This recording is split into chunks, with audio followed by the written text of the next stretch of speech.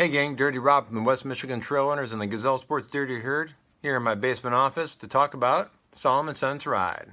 Yep, that's right. A Salomon shoe on the Dirty Rob web feed, whatever you want to call this. I haven't done one of these shoes in a long time, if ever. The last Salomon shoe I liked that I ran was the Sense Mantra, I think version 1. Part of that was the fit. Their shoes tend to be a little more too narrow for my comfort. And two, all the stuff I really want to try, the S-Lab products specifically, don't come in 14s. So can't even think about it. And the Speed Cross, which I know a lot of you are going to say, it's their best shoe ever, it's awesome. It's overkill for what we do here in Grand Rapids, West Michigan. It's a lot of shoe, it's a heavy shoe. It's much more than we need, except for the gnarliest weather. And I have other shoes that will do just as fine in that gnarly weather, so I don't worry about them. But the Sense Ride had some interesting things to it that I wanted to try out. So when the opportunity came to try them and get some runs in them, I jumped at the chance.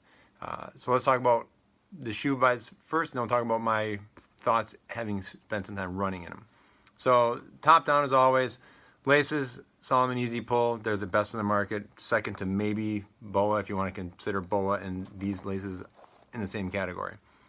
The tongue is gusseted almost all the way up as part of the SensiFit upper. Has a little garage there for your Easy Pull lace tab. That's great.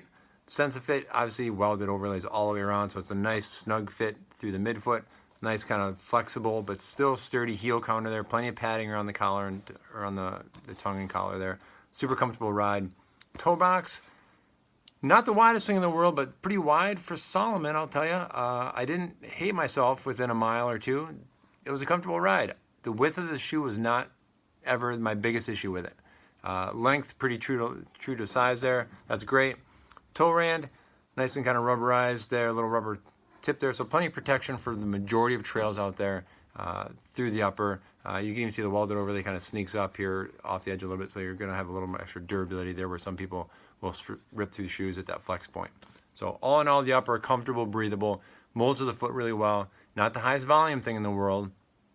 So if you have a high instep or a big fat foot, definitely try these on before you buy them.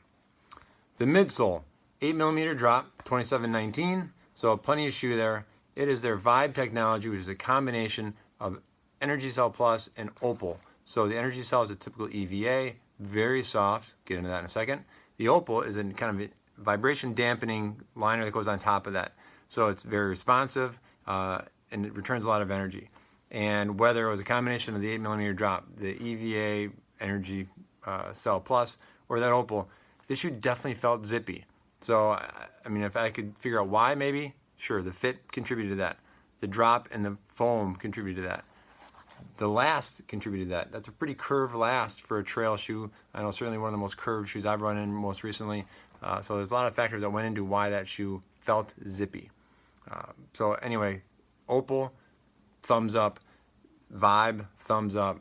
Great job, Salomon. Another great technology for a trail running shoe for all of us. Loved it. Outsole, contra grip.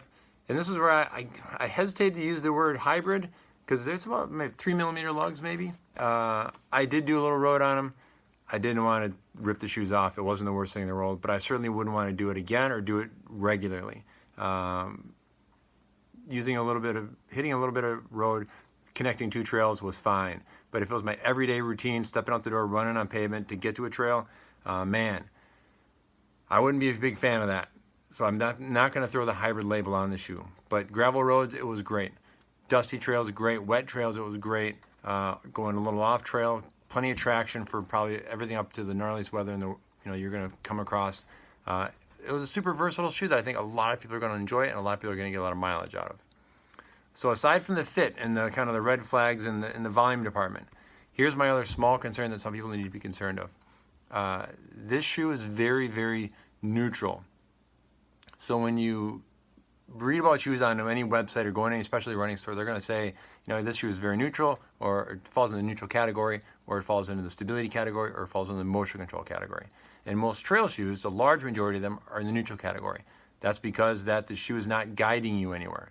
Now, the majority of them have a rock plate, and that offers some stability, so there's a control element there, but the shoe's not directing you anywhere, like a post would in a stability shoe. Some shoes are more neutral than others. Nike Free, officially neutral shoe.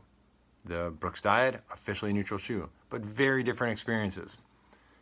This thing is awfully squishy and super freeing, I guess. I don't want to say it's not a Nike Free because it's not anywhere near that, but I run in a lot of neutral shoes despite the fact that I could use a little support. I often wear an orthotic, and that is a necessary thing. Orthotic or not, in this shoe, I felt like I spent a lot of time running down this medial side of the shoe.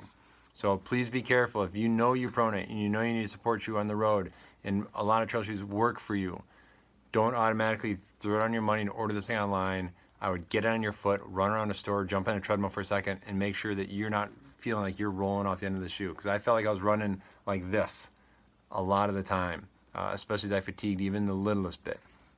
It's a great shoe. In my quiver, though, it's going to stay as a racing shoe. It's not going to be a training shoe. It's not going to be a mileage shoe. 5K, 10K, maybe. Something where I know I'm digging and I'm moving hard the whole time. In that situation, it didn't bother me at all. Only when I went long, then it started to bother me a little bit. So there you have it. There are my comments. Leave your comments in the sections below. Always appreciated. And as always, I appreciate you guys listening to me rant about the shoes I get to play around with and try. So I hope it helps. So that's it, gang. Have a great day. I'll see you on the trails. Peace out.